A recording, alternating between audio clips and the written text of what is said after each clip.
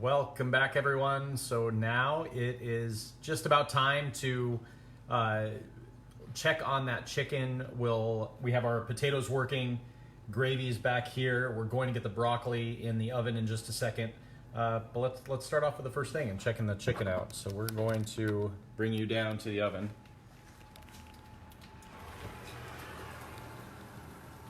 And it is looking pretty darn good. I mean, you see the skin is crisping. I don't want to lose too much heat because we do have that oven at 425.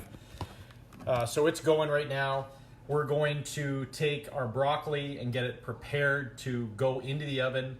It'll go in for about 5 minutes with the chicken, but then we'll pull the chicken out, let it rest, and the broccoli will keep cooking. So what I've done here, bring this down so you can see, I've put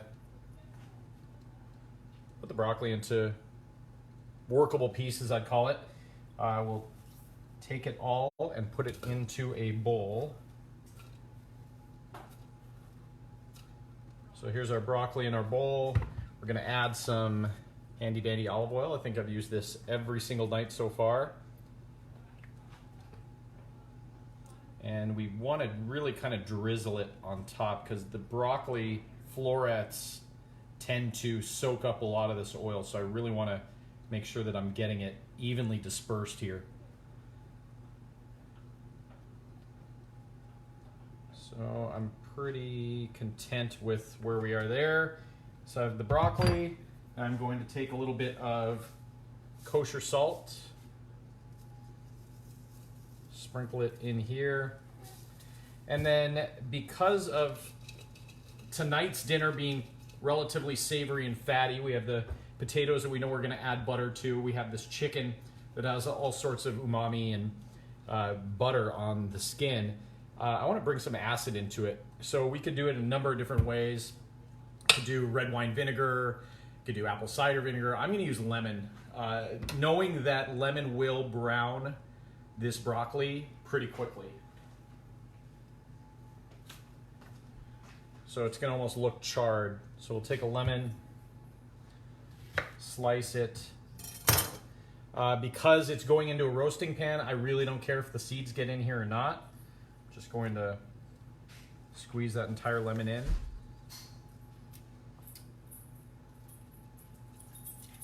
Looks like Buddy's come back from his walk. There were 16 dogs on that walk. There were a lot of people out, all right. So Buddy had some social distancing time, hopefully, and he didn't get too close. All right, so now we have our broccoli with olive oil, with lemon, with salt. I may add just a pinch of pepper. I think I am going to do that. A little bit of black pepper. And then we have our pan. We don't want it too crowded in there because we want the broccoli to cook and crisp up fairly well. So we're going to pour this all onto the pan and spread the broccoli out just a little bit. So if you see, you'll see some seeds on here. Just flick them off of the broccoli and they can just sit on the bottom of the pan, no problem. So there we go. I think I'm happy with the salt content with everything else. So we have our broccoli in our pan. It's going to go right into the oven.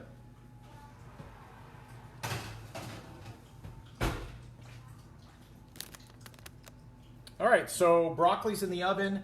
Potatoes are here. Gravy is back here. I'm going to move this bowl out of the way and we'll continue on.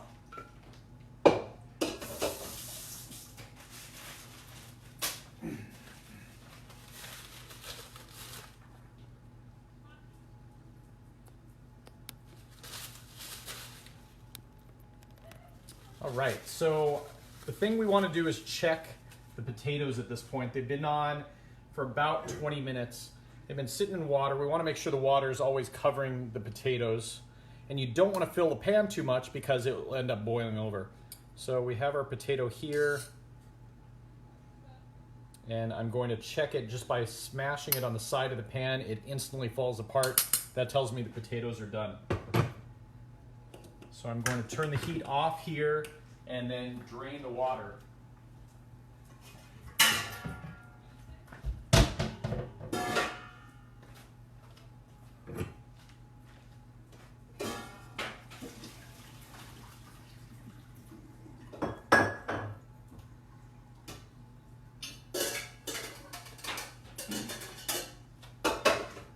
right, so the water is out of potatoes. We have them down here. At this point, we're probably about 10 minutes or so from dinner being ready. I'm going to drop some butter right into the potatoes. I have 6 potatoes in here, so I'm kind of eyeballing. I would call this maybe a little less than a 1/4 cup of butter that I'm putting in. Drop it right in. The water was pretty heavily salted, but I'm going to add just a little bit more salt. Right now, that butter is going to melt just by the steam of the potatoes. We really don't need to do anything with it right now other than let it sit there. If you did want to add heavy cream, you could at this point and let it sit in there to warm. I'm going to use sour cream and maybe a little bit of milk depending on what I'm seeing. But I'm going to move this off to the side.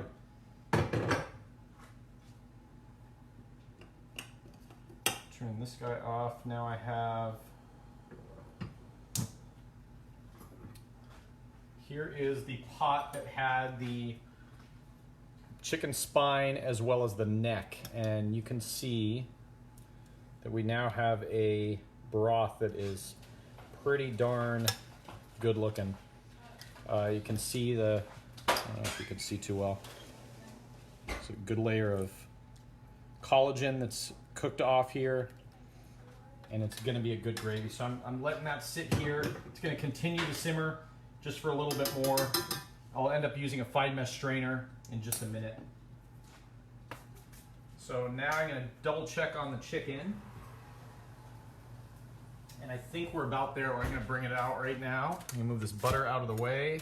I'm going to move this cutting board. I've washed our poultry cutting board, and that'll go right back down here, and I will show you what this looks like here.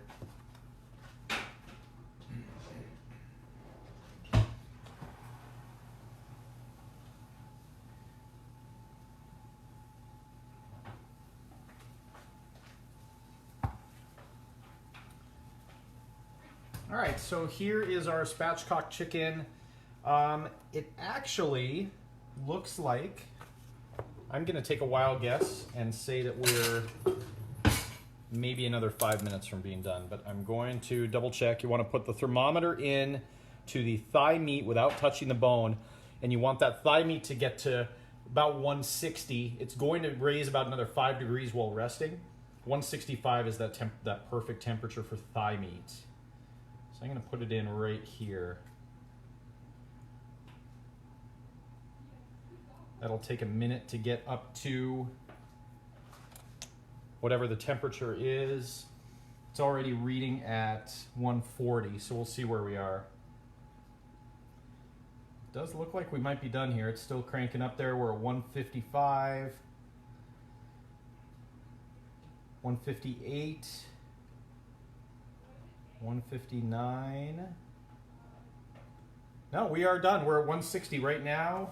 Just a little bit above 160, and it looks like it's finished off. So chicken's here. I'm gonna end up pulling this off of the rack, rest it on the cutting board. So I can pull this guy out.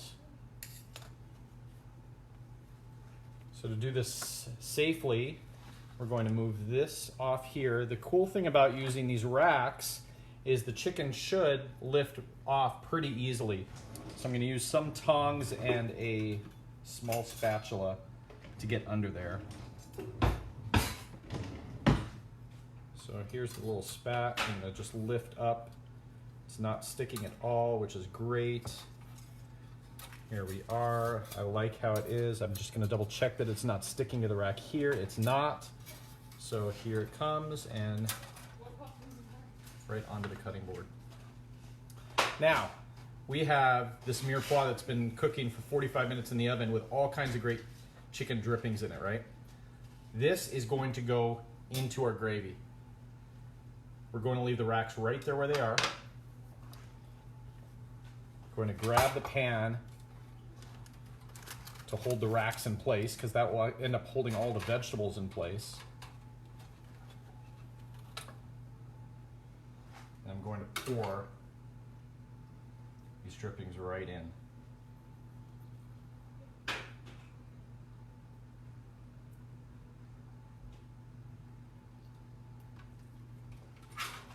Now you might ask, well, what are you going to do with all of these vegetables? They've been cooked. I'm going to make chicken stock. So now we have a roast chicken here that I'm going to have all sorts of bones for once we're done. I can make one of the most incredible chicken stocks because these vegetables have been sitting with all sorts of flavor dripping on them for the last 45 minutes. So I'm going to take them, put them into a stock pot. I've already added a little bit of water. It's still cold. I'm going to pull this up just a little bit here. Let me see if I can fix this camera.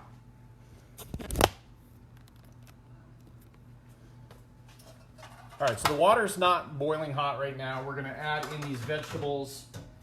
We'll add the chicken carcass here at the end, but to start, I can let these vegetables continue to cook. So we have carrots, celery, onions. Anything else I might add into my stock, I would do at this point before I put the chicken carcass in. And we have already started the flavor just by cooking the chicken on top of the vegetables. So I'll turn that heat up just a little bit. I'm going to add in some bay leaves, probably about 3 of them.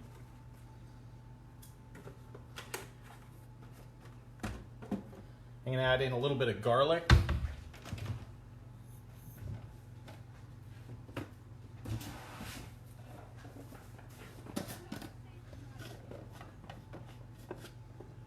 So some garlic right here. It'll go right in.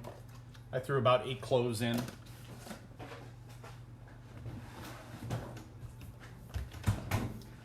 And then I'll add in some peppercorns.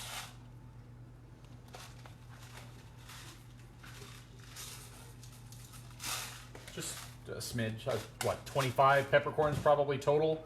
And I don't want to over salt it, but I'm going to throw a little bit of salt in here. That'll start to go. This is my gravy that's still back here. I have the potatoes still here. The broccoli's in the oven. We're probably 5 minutes away. So now I'm going to start, I'm going to move the chicken out of the way. And I'm going to start mashing the potatoes.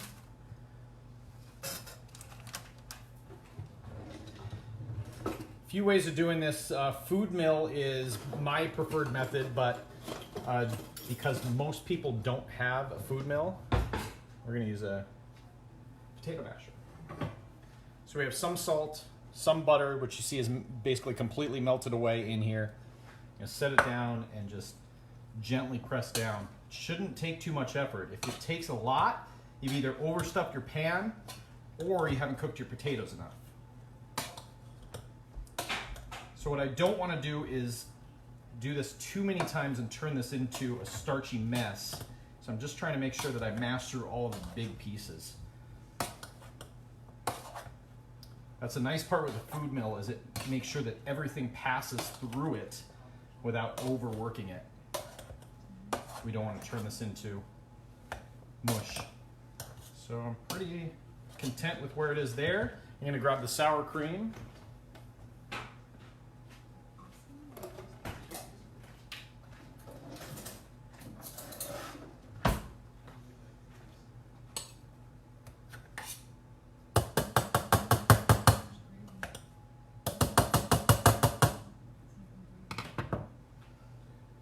So for the 6 potatoes, I'm probably going to use about a tablespoon and a half sour cream to start. I'll use the same spoon now to stir it in. At this point, I want to double check my salt levels. You can add things like garlic powder in here at this point. You can add seasoned salt. You can add parsley. If you have fresh parsley, you can really do all sorts of different things. It's kind of that blank canvas. We're going to stay super simple. So here's what my mashed potatoes look like with the sour cream worked in. I'm not going to overwork it. And then to check it, I'm just going to use my pinky finger. And I see that it's spot on. Doesn't need more salt. It's creamy. It's buttery. They're perfect. They'll sit back here. Now we move on to the gravy. So we have our pan. Has the necks and the spine in it. I'm going to use a fine mesh strainer, and I'm going to pour it into a bowl, and then it'll go right back into this pot.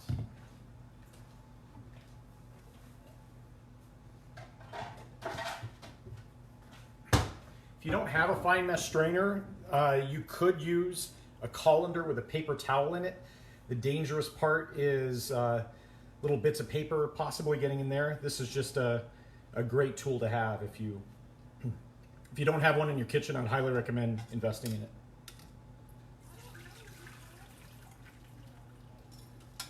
in it. So I am going to rinse the pot at this point because I don't want any of these bits in my gravy.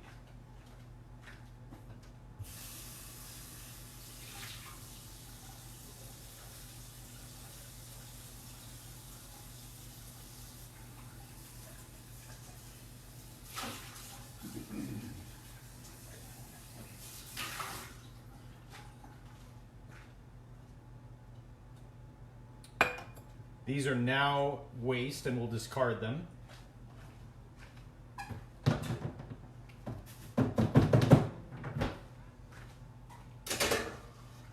You might say, oh, you could have thrown them in the stock, but the problem I have is when you have chicken that's been repurposed over and over again, is you end up getting a little bitterness from some of the bones rather than just the that delicate chicken flavor you're looking for in stock. So I'm looking in here, I see a few little flakes of pepper, but this is a pretty darn good looking gravy start. It has plenty of fat on it. I may end up letting it sit here for just a minute. If you have a gravy separator, you can use that, but otherwise what I'm probably gonna do here is spoon off some of this fat off of the top layer.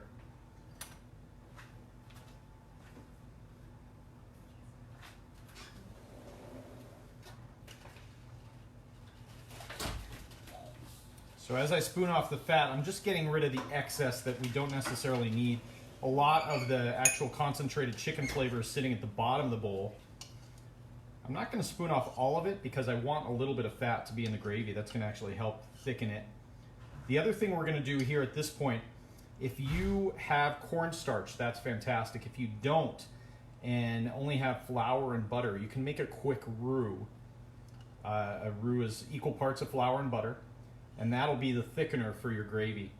After you make the roux, you want to add a little bit of the liquid in.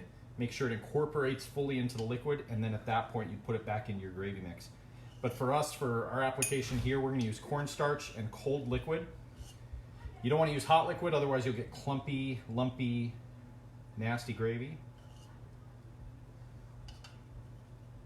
So I'm pretty content with what I have here. Probably going to do 2 more spoons of the fat here off the top.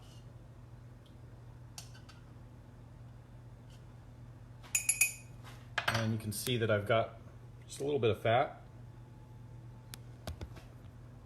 And then we have our cornstarch. So I'm going to get another little coffee cup.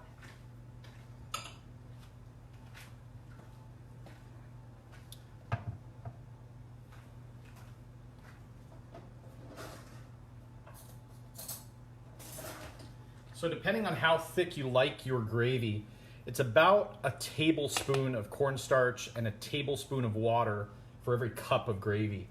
For what I have here, I'd call it maybe a little more than a cup, but I don't like that overly thick, super clumpy gravy, so I'm probably just gonna go a little bit under. So I'm gonna go about that much cornstarch is gonna go in here. You can use either water. If you have chicken broth or stock that's chilled, that is acceptable to use also. I'm actually gonna need this spoon here. I'm gonna use water though.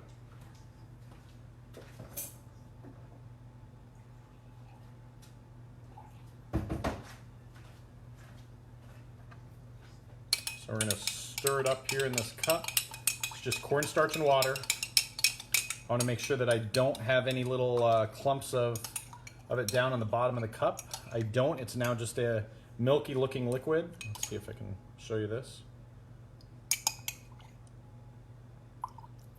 And that is going to go right into our gravy. So now we have our original pot. I'm going to take our liquid, pour it back into the pot. I'm going to take our cornstarch. Let's move this guy back so you can see what's going on. Take our cornstarch, it's going to go right in. You can use a whisk, you can use a spoon, whatever. You want to make sure you keep the liquid moving though, so that all of that cornstarch incorporates in with the liquid. Immediately when it hits, you'll see it turns into that gravy color that you're expecting to see. But you won't see it thicken until it all heats up. The nice part about using a little less cornstarch is you can always add more. Once you add too much, it's too much. So while that's going, I have the broccoli that's still going. It looks like it's just about done.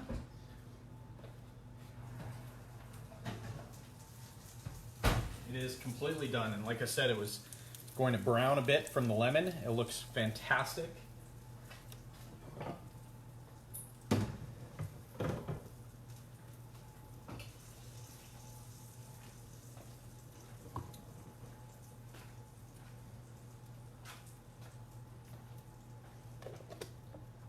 Put the cornstarch back because I think I'm going to be okay with where it is. You know what, I am going to just because I'm going to add just a little bit more, just as a reserve before I put this away.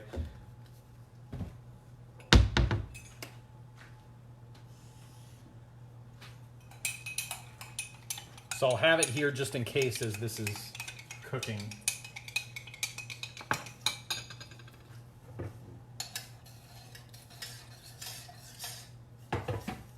Turn this heat down a little bit. Here's where we are consistency wise. I'm not super happy with that yet, so I think I am going to add this in.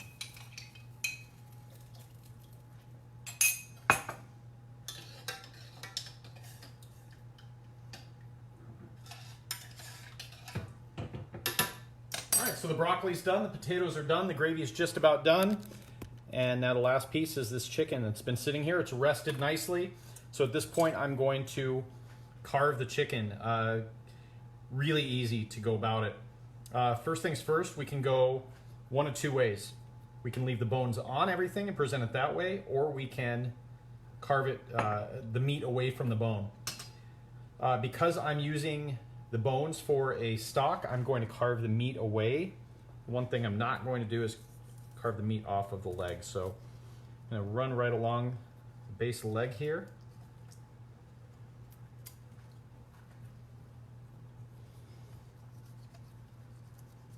You can kind of see where the leg and the thigh come apart. I'm just slicing right down. I'm following along the outside and that shape, and then I'll find the joint inside. There is the joint right here, and all I'm going to do is pull back and slice through. It comes right apart. And because this is super tender, it's not very hard to remove it. A little twist action, a little more slice, and there it is. Do the same thing for the other leg. Slice down and around. See how it separates so easily? I'm going to follow that line.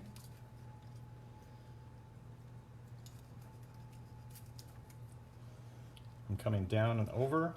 I'm going to pull up, and then I'll see that joint. And once again, I'm going to separate with a little twist motion. Using the knife to slice through. This one is done. So now we have our thighs. You can actually see right here where they're coming apart. You just go straight down. One thigh done. Same thing, you can see on the other side, it comes right apart. All you have to do is go straight down, and that thigh is done. I'm going to get a platter.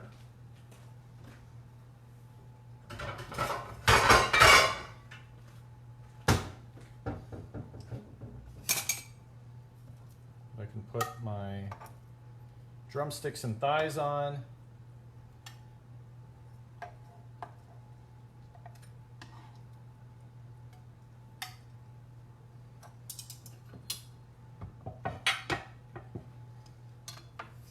And now for the wings and the breasts.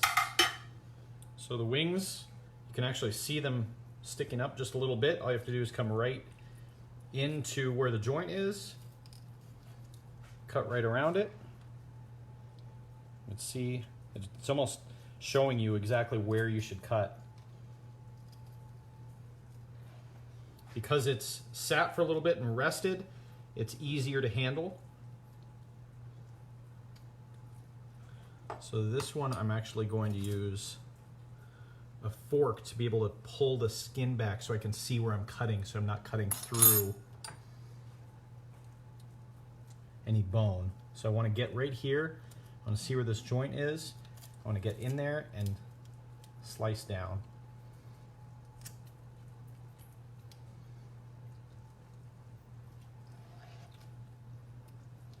And it's so tender that sometimes, and we're finding that in this case here, the bone comes right off of the meat. Pretty incredible how in just 45 minutes of cooking time that it's fall off the bone chicken. All right, this guy's being a little stinky, so I'm just gonna pull the bone right off. And now we have one wing. We may have the same thing on this other side. I'm gonna cut right through where it's telling me. And it is doing the exact same thing. So the meat is falling right off the bone, which is really pretty incredible for the amount of cooking time that we had. So you see the bone and the meat separating.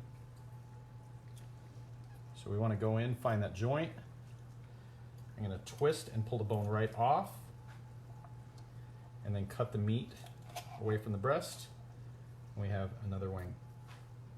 Now the breast I'm going to separate from the bone. So I'm going to go right down the middle of the breast here, at a slight angle, just away from where that rib cage is.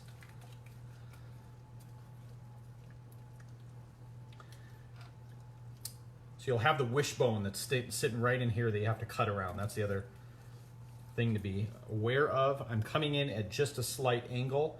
I'm not going straight down because I'll run into the rib cage.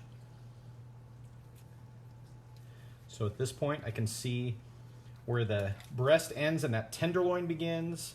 I'm going to use my tongs to pull that meat back because at this point it's pretty hot still. I'm going to slice the meat away from the bones. Looks pretty darn good.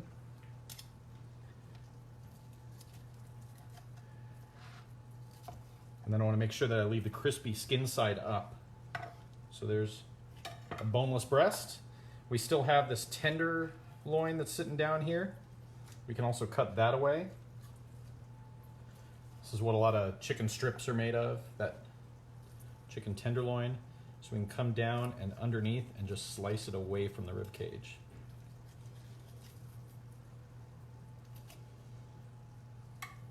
So now we have this great bone to work with. It's going to go right into the stock. So we're going to do the same thing on the other side. Over our breast, it's separating from the tenderloin. I'm going to cut the meat away.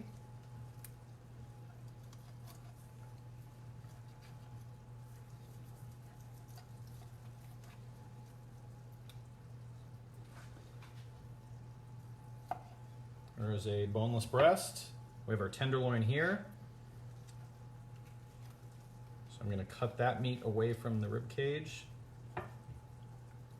And then the rest of this with just that little bit of meat that's here, I'm going to cut right off and pull here. And then this is going to go into the stock. Also going to take the two wing bones, put them into the stock.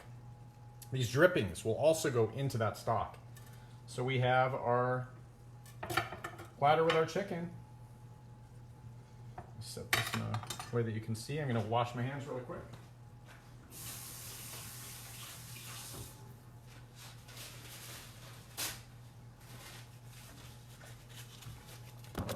I'll show you there's the chicken. There's the gravy.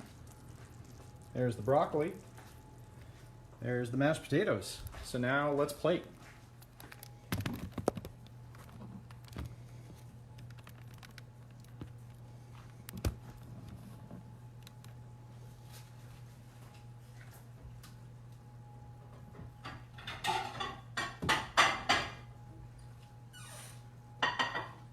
You can do this in any order you like, but I'm going to start off with mashed potatoes.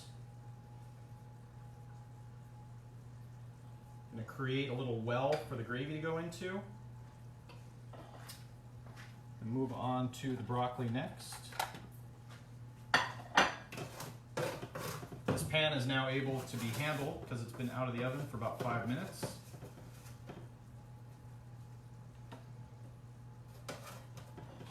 And then the last thing is the chicken and the gravy.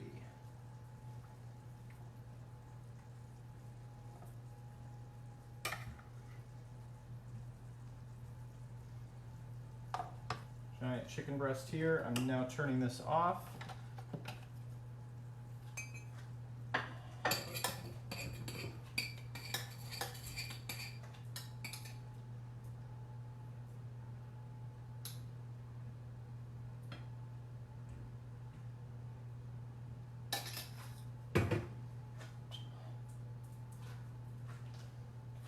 And there we have it. So we have our roast chicken, our roasted broccoli, and our mashed potatoes with gravy. We'll see you tomorrow. Have a good one.